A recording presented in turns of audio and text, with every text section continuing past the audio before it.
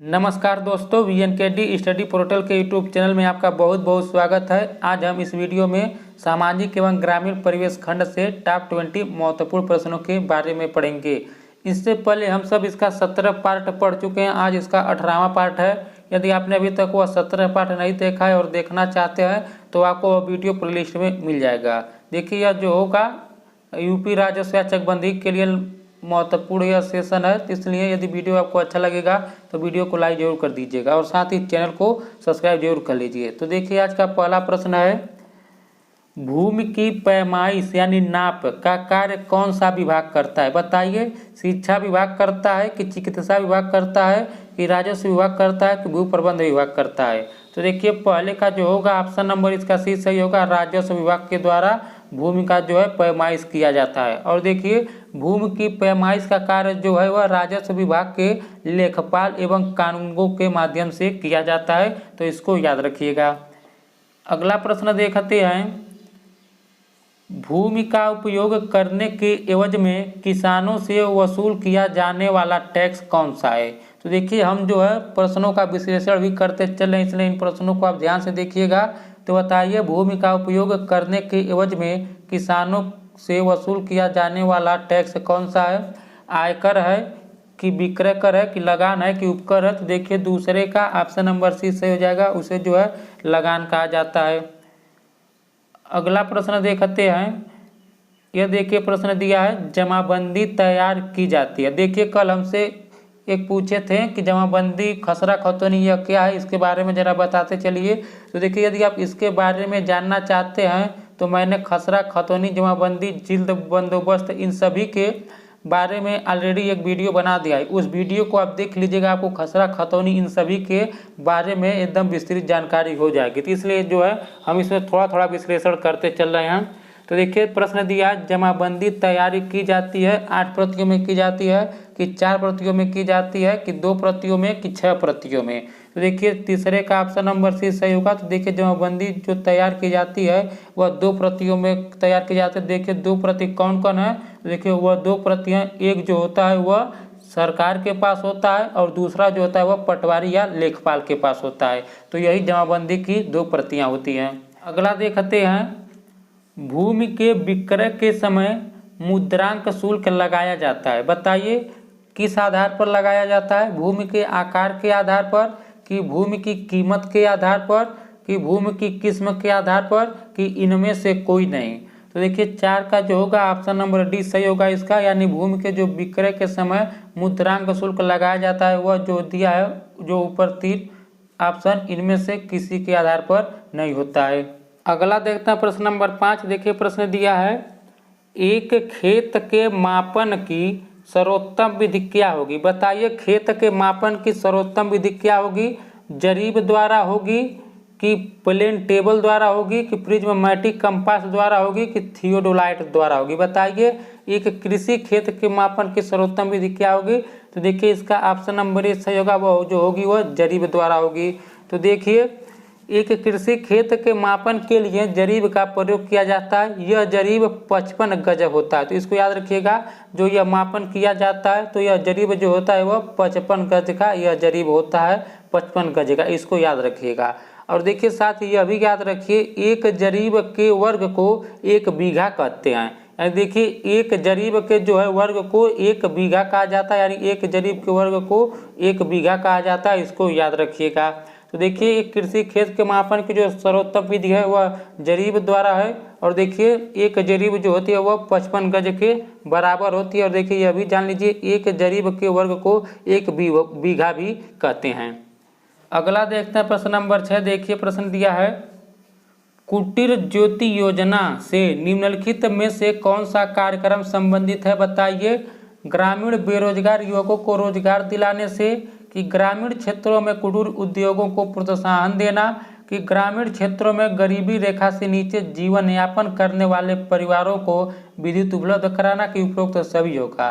तो देखिए, 6 का जो होगा ऑप्शन नंबर सी सही होगा। तो कुटीर ज्योति योजना का जो संबंध है, यानी देखिए, ग्रामीण क्षेत्रों में गरीबी रेखा से नीचे जीवन यापन करने वाले परिवारों को विद्युत उपलब्ध कराना। तो देखिए, हम कुटीर ज्योति योजना के बारे में जान लेते हैं। तो देखिए कुटीर ज्योति योजना ग्रामीण क्षेत्रों में चलाई जा रही है। यह योजना भारत सरकार द्वारा अप्रैल 2005 में शुरू की गई थी। तो इसको याद रखिएगा कि कुटीर ज्योति योजना का प्रारंभ कब हुआ था। तो देखिए इसका प्रारंभ जो हुआ था अप्रैल 2005 में कुटीर ज्योति योजना का शुभारंभ हुआ था। अगला देखते हैं प्रश्न नंबर 7। देखिए एक इम्पॉर्टेंट प्रश्न है। तो देखिए प्रश्न दिया है पूसा बोल्ड किस्म है, बताइए पूसा बोल्ड किसका किस्म है, धान का कि सरसों का कि गेहूं का कि अरहर का। तो देखिए पूसा बोल्ड जो है यह एक सरसों का किस्म है, तो इसको याद रखिएगा। और देखिए यदि प्रश्न यह देता कि पूसा किसकी किस्म है, तो देखिए पूसा जो है यह एक धान की किस्म है, तो इसको भी याद रखिएगा। पूसा बोल्ड जो है यह सरसों का किस्म है और पूसा जो है धान का किस्म है। साथ भी यह भी देख लीजिए यदि यहाँ पर पूछता सुजाता किस्म है, यानी सुजाता किसका किस्म है, तो देखिए सुजाता जो है यह गेहूं का किस्म है, तो इसको भी याद रखिएगा। अगला प्रश्न देखते हैं। यहाँ पर देखिए अगला प्रश्न है नाबार्ड जो एक ग्रामीण विकास के लिए ऋण देता है वह है एक। तो बताइए नाबार्ड क्या है, विकास है, विभाग है कि बोर्ड है कि खंड है कि बैंक है। तो देखिए इसका जो होगा ऑप्शन नंबर इसका डी सही होगा। देखिए नाबार्ड जो है एक बैंक है जो एक ग्रामीण विकास के लिए ऋण देता है। देखिए नाबार्ड के बारे में कुछ जान लेते हैं। देखिए नाबार्ड का पूरा नाम जो होता है national bank for agriculture and rural development, जो कि कृषि एवं ग्रामीण से संबंधित शीर्ष वित्तीय संस्था है। इस संस्था की स्थापना जो किया गया था वह 12 देखिए इसका स्थापना कब किया गया था 12 जुलाई 1982 को नाबार्ड की स्थापना की गई थी। और देखिए यह एक विकास बैंक है, तो इसको भी याद रखिएगा। नाबार्ड एक विकास बैंक है और इसकी स्थापना 12 जुलाई 1982 में की गई थी। और नाबार्ड का पूरा नाम क्या एक बार और जान लीजिए, national bank for agriculture and rural development. तो उम्मीद करता हूँ यहाँ तक आपको समझ में आ गया होगा। अगला देखते हैं प्रश्न नंबर 9 दिया है देश का प्रथम राज्य कृषि विश्वविद्यालय। देखिए यस से यूएस है, बताइए देश का प्रथम राज्य कृषि विश्वविद्यालय कौन सा है, लुधियाना में है कि पंतनगर में है कि हिसार में है कि जबलपुर में है। तो देखिए देश का प्रथम राज्य कृषि विश्वविद्यालय जो है वह पंतनगर में है। तो देखिए इसका जो होगा ऑप्शन नंबर बी जो है सही हो जाएगा। तो देश का प्रथम राज्य कृषि विश्वविद्यालय जो है पंतनगर है। अब देखिए 17 नवंबर 1960 में इसकी स्थापना की गई थी, इसको भी याद रखिएगा। पंतनगर विश्वविद्यालय की स्थापना कब की गई थी, यहाँ पर देखिए इसकी स्थापना की गई थी 17 नवंबर 1960 में की गई थी। देखिए दोस्तों मैं एक एक प्रश्नों को आपसे विश्लेषण कर रहा हूँ, इसलिए आप चैनल को सब्सक्राइब जरूर कर लीजिएगा और वीडियो को लाइक भी जरूर कर लीजिएगा। अगला प्रश्न देखते हैं भारत की प्रमुख खाद्यान्न फसल है, बताइए आलू है कि टमाटर है कि चावल है कि ज्वार है। तो देखिए भारत की जो प्रमुख खाद्यान्न फसल है वह चावल है, तो 10 का ऑप्शन नंबर सी इसका सही हो जाएगा। तो देखिए भारत की प्रमुख खाद्यान्न फसल चावल है तथा प्रमुख खाद्यान्न फसलों में गेहूं का दूसरा स्थान है। और देखिए चावल एशिया की सर्वप्रमुख धान्य फसल है, इसी कारण एशियाई संस्कृति को चावल संस्कृति भी कहा जाता है। देखिए चावल उष्ण आर्द्र जलवायु का पौधा है जिसकी कृषि सबसे अधिक मानसूनी जलवायु वाले देशों में की जाती है। तो देखिए 10 का ऑप्शन नंबर सी सही होगा, इसको याद रखिएगा। अगला प्रश्न देखते हैं प्रश्न नंबर 11 दिया है सबसे अधिक प्रोटीन पाया जाता है, बताइए सबसे अधिक प्रोटीन किस में पाया जाता है, अरहर में पाया जाता है कि सोयाबीन में कि गेहूं में कि उड़द में। तो देखिए 11 का जो होगा ऑप्शन नंबर इसका बी सही होगा। तो देखिए सबसे अधिक प्रोटीन जो पाया जाता है वह सोयाबीन में पाया जाता है। देखिए दोस्तों यह प्रश्न जो है पिछले साल यानी 2015 में राजस्व लेखपाल में पूछा गया प्रश्न है। तो देखिए सोयाबीन में 20 से 25% तेल तथा 40 से 45% प्रोटीन पाया जाता है, इसको याद रखिएगा। अगला प्रश्न देखते हैं प्रश्न नंबर 12 देखिए यह है देश का प्रथम कृषि विज्ञान केंद्र है, बताइए पंतनगर में है कि लुधियाना में है कि कानपुर में है कि पुडुचेरी में है। तो देखिए इसका जो होगा ऑप्शन नंबर डी सही होगा। देश का प्रथम कृषि विज्ञान केंद्र जो स्थित है वह जो है पुडुचेरी में स्थित है। तो देखिए भारत के केंद्र शासित प्रदेश पुडुचेरी में सन 1974 में, सन याद रखिएगा, सन 1974 में प्रथम कृषि विज्ञान केंद्र की स्थापना की गई। देखिए भारत में कृषि विज्ञान केंद्रों की स्थापना 1973 में गठित डॉक्टर मोहन सिंह मेहता समिति की रिपोर्ट के आधार पर की गई है। तो इसको भी याद रखिएगा। यानी देश का प्रथम कृषि विज्ञान केंद्र कहाँ पर बनाया गया, तो देखिए पुडुचेरी में बनाया गया। देखिए एक केंद्र शासित प्रदेश है, इसको भी याद रखिएगा। अगला देखते हैं खरीफ ऋतु की फसलें। बताइए खरीफ ऋतु की फसलें हैं कौन कौन है। चना मटर मसूर है कि ज्वार बाजरा ढैंचा है कि आलू सरसों फूल गोभी है कि इनमें से कोई नहीं। तो देखिए खरीफ ऋतु की जो फसल है वह जो है यहाँ पर देखिए जो है इसका 13 का जो होगा ऑप्शन नंबर इसका 20 सही होगा। ज्वार बाजरा ढांचा जो है यह जो है खरीफ ऋतु की फसलें हैं, इसको याद रखिएगा।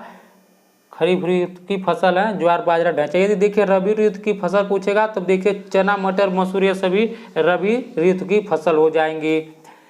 अगला प्रश्न देखते हैं धान के लिए सर्वाधिक उपजाऊ भूमि कौन सी है। बताइए धान के लिए सर्वाधिक उपजाऊ भूमि कौन सी है। दोमट मिट्टी की बलुई मिट्टी की काली मिट्टी होगा कि जलोढ़ मिट्टी होगा। तो देखिए धान के लिए जो सर्वाधिक उपजाऊ भूमि होती है वो होती है दोमट। यानी देखिए 14 का ऑप्शन नंबर ए सही होगा, दोमट हो जाएगी। तो देखिए धान के लिए सर्वाधिक उपजाऊ मिट्टी दोमट मिट्टी है, जबकि बलुई मिट्टी में खीरा ककड़ी तरबूज। यहाँ पर देखिए अगर बलुई मिट्टी पूछा तो उसमें जो है खीरा ककड़ी तरबूज इत्यादि की पैदावार सर्वाधिक होती है। देखिए कपास के लिए काली मिट्टी को अच्छा माना जाता है। यहाँ पर देखिए काली मिट्टी, यहाँ पर देखिए कपास से इसका संबंध हो जाएगा काली मिट्टी का। तो देखिए काली मिट्टी जो है कपास की पैदावार के लिए अच्छी मानी जाती है। और देखिए जबकि जलोढ़ मिट्टी जो है जलोढ़ मिट्टी यह गेहूं के लिए बहुत बढ़िया मिट्टी मानी जाती है। तो देखिए ये एक आप याद रखिए यहाँ पर दोमट मिट्टी जो होती है वो धान के लिए सर्वाधिक उपजाऊ मिट्टी है। बलुई जो होती है खीरा ककड़ी के लिए और तरबूज के लिए। काली मिट्टी का संबंध कपास से हो जाएगा और जलोढ़ मिट्टी का संबंध गेहूं से हो जाएगा। तो 14 का देखिए ऑप्शन नंबर ए से होगा। यहाँ पर धान के लिए सर्वाधिक उपजाऊ भूमि जो है दोमट भूमि है। अगला प्रश्न देखते हैं प्रश्न नंबर 15। देखिए यह दिया है 1 लाख सेंटीमीटर बराबर होता है। बताइए 1 लाख सेंटीमीटर किसके बराबर होता है। तो देखिए इसका जो होगा आपका ऑप्शन नंबर इसका 20 सही होगा। तो देखिए 1 लाख सेंटीमीटर जो बराबर होता है वह होता है आपका 1 किलोमीटर के। तो 15 का ऑप्शन नंबर 20 सही हो जाएगा। अगला प्रश्न देखते हैं एक चेन बराबर होती है। बताइए एक चेन किसके बराबर होती है। 72 फीट के कि 81 फीट के कि 66 फीट के कि 42 फीट के। तो देखिए 16 का जो होगा ऑप्शन नंबर सी सही होगा। एक चेन जो बराबर होती है वह 66 फीट के बराबर होती है। देखिए दोस्तों एक दिन हम सब आपको बता देंगे जो है भूमि पैमाइश लेखपाल के जो चैप्टर है भूमि पैमाइश, उसके बारे में हम एक दिन आपको पढ़ा देंगे, जिसके अंतर्गत चैन जो है विषमा विषमांसी सभी जो है उन सभी के बारे में हम आपको पढ़ा देंगे। अगला प्रश्न देखते हैं। बताइए 1 डेकामीटर बराबर होता है। 1 डेकामीटर किसके बराबर होता है। 10 मीटर के कि 30 मीटर के कि 20 मीटर के कि 50 मीटर के। तो देखिए 1 डेकामीटर जो होता है वह 10 मीटर के बराबर होता है। तो 17 का ऑप्शन नंबर ए सही होगा, इसको याद रखिएगा। अगला देखते हैं IWDP एक कार्यक्रम। बताइए IWDP एक कार्यक्रम है, इसका संबंध किससे है। बंजर भूमि से कि सूखा राहत से कि जनजातियों से कि इनमें से कोई नहीं। तो देखिए IWDP एक कार्यक्रम है, इसका संबंध जो है बंजर भूमि से है। तो 18 का ऑप्शन नंबर ए सही होगा, इसको याद रखिएगा। यदि दोस्तों आपको यह वीडियो अच्छा लग रहा है तो वीडियो को लाइक जरूर कर दीजिएगा। अगला प्रश्न देखते हैं प्रश्न नंबर 19 है। देखिए एक इम्पॉर्टेंट प्रश्न है दिया, चकबंदी योजना पूरे देश में कब लागू की गई। बताइए 1958 में कि 1955 में कि 1960 में कि 1961 में। तो देखिए इसका ऑप्शन नंबर ए सही होगा। चकबंदी योजना जो है सन 1958 में पूरे देश में लागू की गई। अगला प्रश्न देखते हैं, निम्नलिखित में से गेहूं की फसल का कौन सा रोग है। बताइए गेहूं की फसल में कौन सा रोग लगता है। रस्ट लगता है कि ब्लास्ट लगता है कि टिक्का लगता है कि इनमें से कोई नहीं। तो देखिए 20 का जो होगा ऑप्शन नंबर ए सही होगा। गेहूं की फसल में जो रोग लगता है वह रस्ट लगता है, यानी 20 का ऑप्शन नंबर ए सही हो जाएगा। उम्मीद करता हूं दोस्तों आज का यह वीडियो आपको जरूर अच्छा लगा होगा। यदि अच्छा लगा है तो वीडियो को लाइक तथा साथ ही चैनल को सब्सक्राइब जरूर कर लीजिएगा, यदि आप डेली इसी तरह एनालिसिस के साथ पढ़ना चाहते हैं। तो इस वीडियो में इतना ही। अब मिलते हैं इसके अगले भाग यानी प्रैक्टिस सेट 19 में। नमस्कार।